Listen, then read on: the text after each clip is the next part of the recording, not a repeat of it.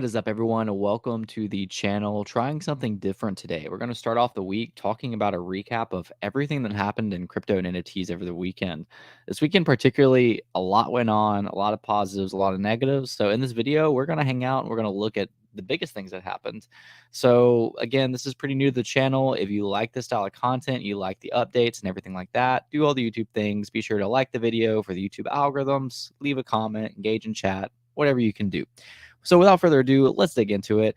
We're going to start off with some good news today. Just overall, the market is looking pretty nice right now. We had Bitcoin cross 29,000, which it's only crossed a few times in the last really year. So we are making good pace with Bitcoin. As you can tell, in the last 180 days, we are at an all-time high, up 44% in the last month.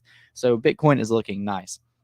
Now, if you're familiar with my channel, most of my content is based around NFTs, and a lot's happening in the NFT space. One of the biggest things that I see happening right now, specifically, that not a lot of people are talking about, is today is one of Instagram's last days to do digital collectibles. I have made videos on Instagram digital collectibles and their like promotion of digital assets and NFTs. But at the end of the day, they decided to scrap the entire program. So we'll go ahead and just take a look at that announcement of Instagram disabling that.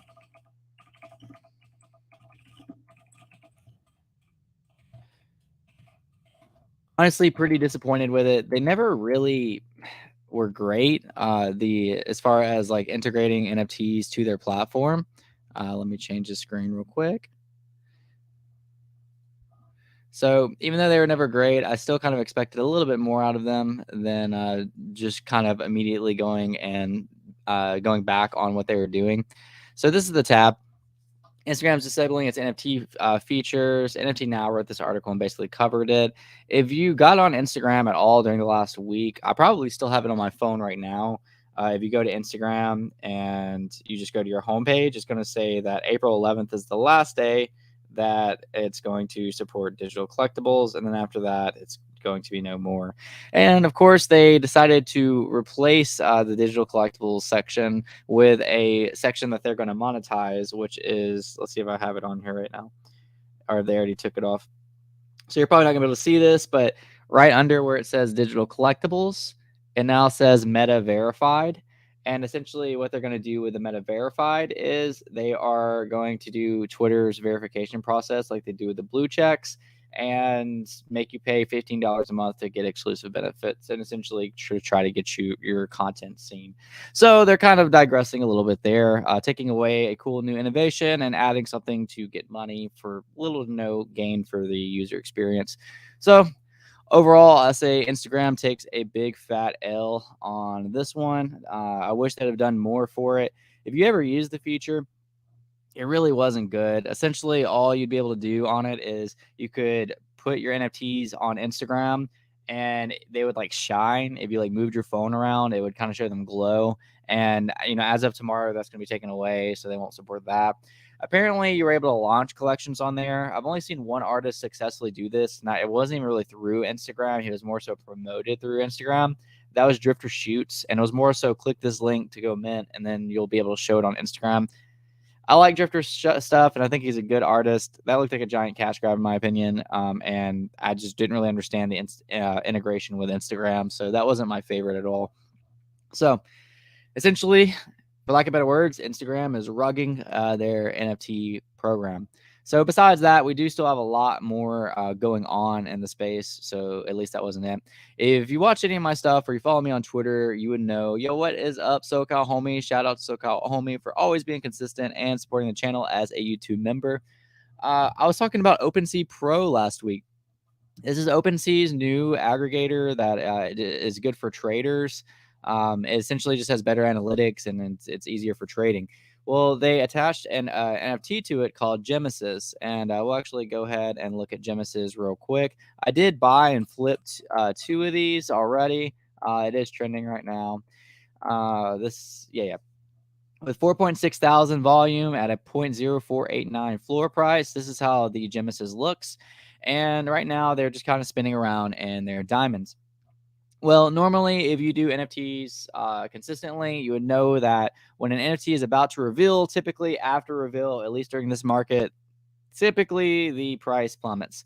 I'm wondering if these are going to do the opposite. The reason that I say that is just because it's actually by OpenSea.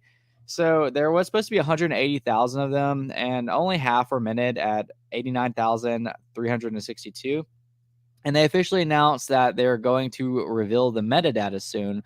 So I'm really wondering like what it's going to be. I don't think that it's going to have utility. There's been a lot of speculation around utility, but it does make you wonder. Basically, they're promoting people to go ahead and mint if you are eligible for mint. Which, by the way, if you've used gem.xyz and you haven't minted, you can mint this for free. And if you don't want it, that's a free 0.05 ETH, which I don't even know what that is in this market on the USD equivalent. I guess we can check it out real quick. So ETH is actually at 1,900, so that's pretty awesome. So you would get a free almost $100 if you minted right now watching this video if you're eligible. So I'm wondering what's going to happen with that. One of the accounts that I follow on Twitter. Oh, actually, before we go into that, let's go into some big scams that happened over the weekend. So nobody likes scams. Obviously, it's really bad for the space. People get scared and then the space kind of attacks people that get scammed. I'm not a fan of that. So Des Bryant, I'm sure you've heard the name before. He has a Bored Ape, and he's been talking about Bored Ape since 2021. Been a big advocate of it.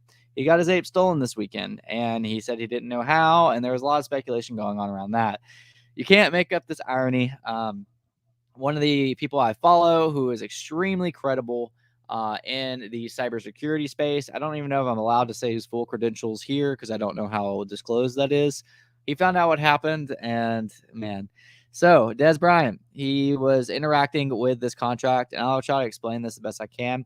So, this is a fake contract, and this is the token that he interacted with. And this is why you don't buy and sell tokens you're not familiar with. This is, if you can see this, you read it right. This is a MILF token.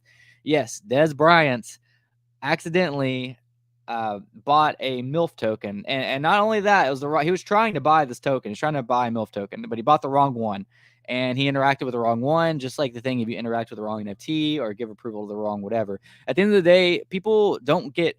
I might throw around the word in my video. Sorry for going back and forth of like hacked, just because it's like the general public understanding of something that went wrong. But typically in this space, people aren't getting hacked. They're getting phished, which is essentially somebody baits you into clicking a bad link and signing away your assets. So this does happen where somebody takes over somebody's computer, and which still kind of ends up from them being able to do that from planting like malware and being able to do that. But that does happen, but it's a way more rare of a case. What's a lot more common is that somebody will send you a fake link. They'll think you're interacting with something that you're really not, and you're essentially approving your crypto, your money, or your assets to go to that person. So similar in real, like just normal day-to-day life. I know one of my family members, really my wife's family members, has been scammed multiple times because somebody will make a fake Facebook account. They'll act like somebody she knows, and they'll say, "Hey, send us money." She'll send the money, and she never sees that money again because they scammed her. And that's essentially what's happening. It's more of a scam / fish than is a hack. So Des was trying to buy this MILF token, bought the wrong one, interacted with it, and they immediately drained everything he gave approval for. So that really sucks. And another thing at the end of the day, it does. Somewhere I was reading, you could even clearly see that it was a phishing link, like after the transaction happened. But it's also not a good sign if the token tracker doesn't show a token. That doesn't always mean it's a scam, but it's not the best sign ever. But yeah, just be careful. And at the end of the day, if you're watching this and you're pretty consistent in NFTs and crypto, just don't ever transact with a wallet you hold big assets in. Like if you have something that you can't afford to lose, granted, Des can afford to lose this. So like if you have something you don't want to lose, don't use that wallet to go browsing around on the internet and buying random tokens and buying really anything. Like you want that in a cold storage wallet, set to the side, not to be thought of, not to be anything. And at the very least, you want it in a separate browser, in a separate hot wallet, or even on a separate computer. You don't want it. You don't want to interact with the same wallet you hold expensive stuff in. That's just something you got to learn in this space, and hopefully we can get past the growing pains. So some other big things happened. Major blue chip project Azuki. They had some really big sales this week. So this is, I don't know if it's Elena or Elena. She writes some amazing threads on recaps. I really look up to the way she organizes all of it. And oh, actually, got to get back to the sushi in a bit, but I'll talk about Azuki being we're on it. Um, she actually does own a Azuki, so this is very fitting to her. And the Nifty also covered this. But essentially, there was some huge sales on Azuki, all ranging over 100 Ethereum this weekend. And this was one of them right here. This is a Azuki sales bot. Now, granted, this is going to be like all the sales. There's even a trending. Here's one. So Azuki 5070 was bought for 189.69 ETH. That is $342,000 on that one Azuki. This one was bought for 143 ETH, which is $250,000 on this one Azuki. And the other one was bought at 187 ETH, which is this is the same one I just looked at. No, it's actually a different one. So this was a different one, bought at 187 ETH at $347,000. So one of the interesting things is that one of the buyers of these was Memeland, which is another project that people refer to as a blue chip. I don't know if I need to just go around looking for. Oh, here it is. So breaking news: Memeland purchased Azuki 606 for 160 ETH. So yes, the project Memeland. The people behind this project is 9gag CEO. We're actually the ones that bought one of these Azuki. So I thought that was quite interesting. Here's the announcement: Hell is empty, and all the devils are here. And then they have this like meme land slash. That's pretty cool, actually. So this is like the captain. This is their Genesis Mint. I actually sold one of these for like $6,000, which was low at the time. Right now they're like 11,000. And so this is they kind of used their Azuki that they got and mixed it with a captain and made that. So I'm interested to kind of see why they bought it. I'm sure there's extra incentive there. I don't know if there's some type of partnership or what, but just I'm very interested to see what they do with that. So back to some of the negative news. This was pretty breaking news, at least for me, because I've thought I've used Sushi Swap before. I couldn't find any transactions on it, so thankfully that was the case. And I'll go ahead and show you how, like, what to do if this ever happens to you. But just a second, let me pull this up. Sushi Swap was exploited this week, unfortunately. So what I mean by that is Sushi Swap is a swap, decentralized exchange to where you send one item in and you get another item back. So a lot of people use it like if they want to swap Ethereum for Omi, or they want to swap, Ethereum for ApeCoin or whatever. Well, there was an exploit, and it was actually able to. Well, here it is right here. So the approvals were exploited. So Sushi Swap's route processor 2 contract has an approvals bug. Please revoke ASAP. Revoke all your Sushi Swap approvals to be safe. And here's just some more information on what happened. So essentially, if your wallet was connected to Sushi Swap, and Sushi Swap, again, when you swap out crypto, it has approval to swap out that crypto. So if I'm trying to swap out Ethereum on Sushi Swap, I'm gonna give Ethereum for Sushi Swap to access all of my Ethereum. In most cases, that wouldn't really be bad, but in this case, because it got exploited, the person who exploited it was able to go in and abuse those approvals and take assets out of users' wallets. Now, the way to avoid this, if you're in the crypto and NFT space, is you go to revoke.cash. I obviously use the real account because people make fake ones all the time. And you do connect your wallet to this. And essentially, I'll just go ahead and show you off of a personal, my wallet, which I've revoked a lot of. Let's see. So this shows you all of my allowances, and basically I just go through, and if it shows something that's not revoked, I click revoke, and I'll have to connect in order to do this. But once I revoke that, I take away permission to be able to take that asset out of my wallet and to where they can't do it. So a lot of those I just showed you are safe-ish. We'll put quotes around it for wallet hygiene. At the end of the day, you'd want to revoke everything, but all the approvals I just showed you are either on OpenSea or Blur. So as long as OpenSea and Blur aren't exploited, then my assets are safe. But I still want to go through and manually revoke all those at some point. And I also just showed you a hot wallet. In other words, it's not something I want to lose, but it's not my vault. So like my vault is on a ledger that's completely separate from this, as I mentioned earlier in the video. So that's just some important things to keep in mind. I do see that my Wi-Fi is up and down. I apologize if there is any type of like lag in this video. I'm getting my Wi-Fi hopefully upgraded this week to where I won't have to deal with that issue anymore, and you won't have to deal with that issue anymore. So if you're still watching this, despite the lag, I appreciate you a lot. Be sure to like the video for the YouTube algorithms for more of these updates. Again, this is kind of going out of my typical sphere that I like to do. Usually me and Kyle go live once a week to talk about this stuff, or I will select one of the main topics and make a video on that. So today I was actually going to make a video around the Instagram digital collectibles getting taken down, but I decided why not just go over everything that's happening in the market in a live, because this would take way too long in a video, and that way kind of give you guys the full rundown. Double Kill, thank you for the feedback. He said no lag. I can't really tell because my Wi-Fi is going up and down. So we have the Des losing his ape, the Genesis reveal. We have 3 big Azuki sales, Sushi Swap, Exploit, and Instagram in the last days of digital collectibles. Tomorrow will be the last day that Instagram has their digital collectibles.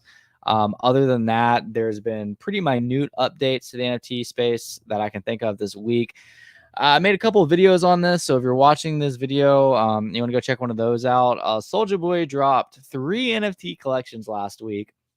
The first one got taken down twice for copyright reasons. Second one was like a CryptoPunk style. Forgot the name of that style of art off the top of my head. That's the problem with lives.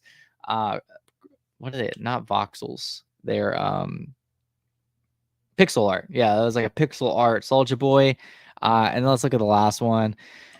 I made a video on this. I'm not a fan of any of these. Not even. I mean, Soulja Boy is known for. I don't want to like come off as slander, but he's known for not executing some of the things he talks about. And what I really didn't like on this, Roger said, "Thank you so much. Thank you, Roger. Appreciate you being here. Bones up, because I also have a broadside."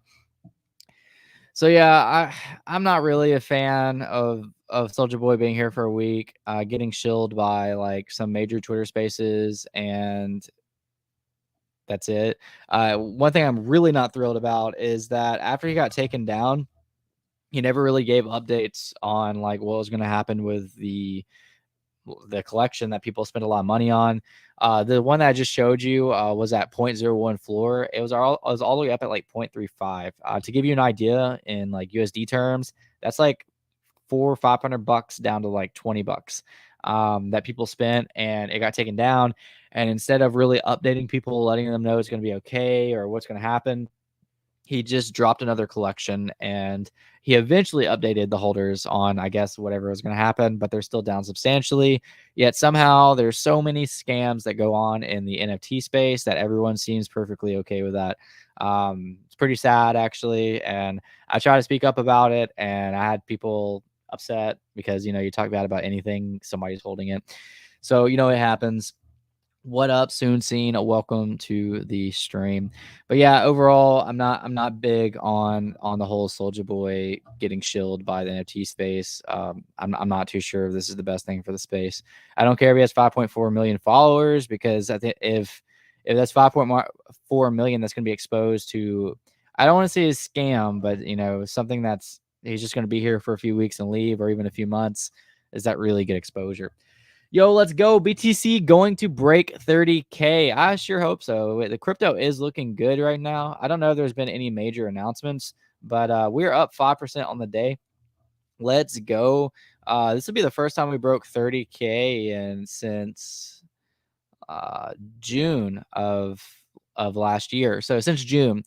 So it's been a while. And then before that, we were all the way, of course, up to the 40Ks in April. But overall, not too shabby. Not too shabby. If we're only down 31% in the year, which I know in stock terms, that's awful. But compared to us, look at this 180-day chart, or even the not. Yeah, let's do 180-day.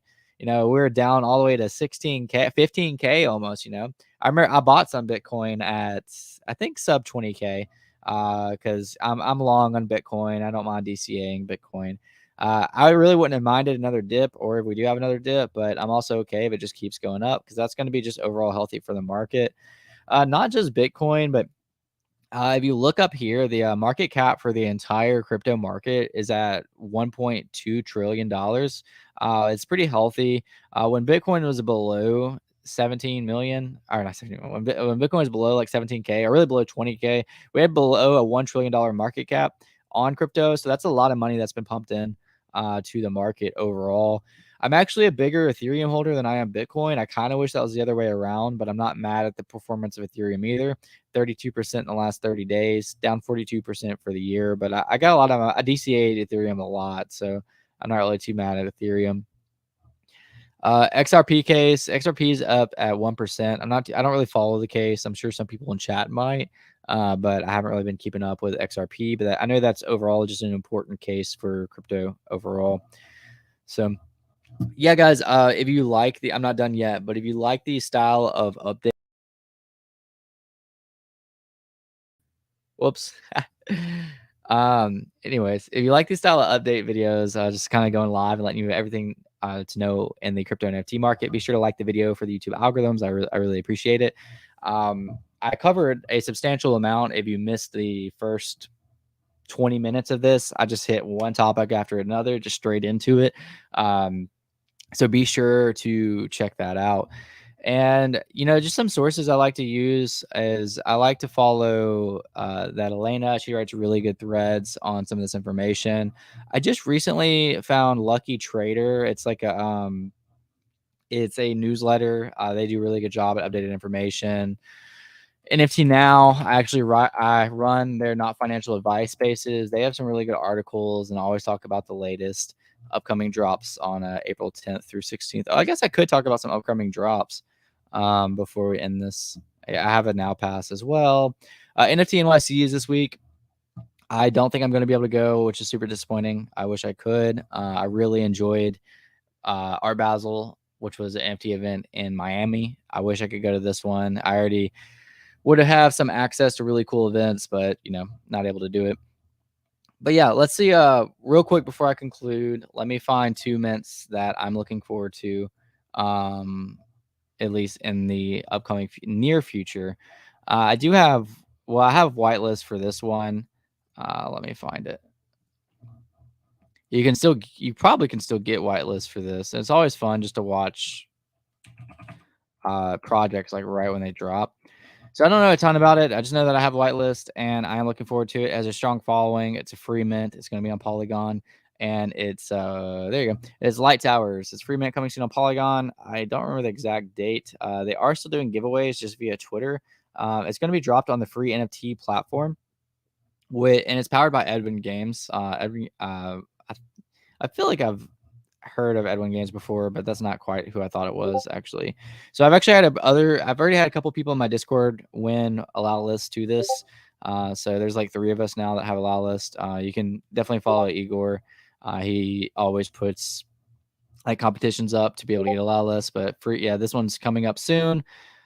I think it's April 16th or something. Let's see. April 17th. So next week. So next Monday, this will be dropping. I'm not promoting it. I don't really know a lot about it, but it's supposed to be like a little Web3 puzzle game. And I enjoy gaming. I've been playing Pirate Nation a lot. I've been playing a lot of Web3 games like Pirate Nation. What's the other one?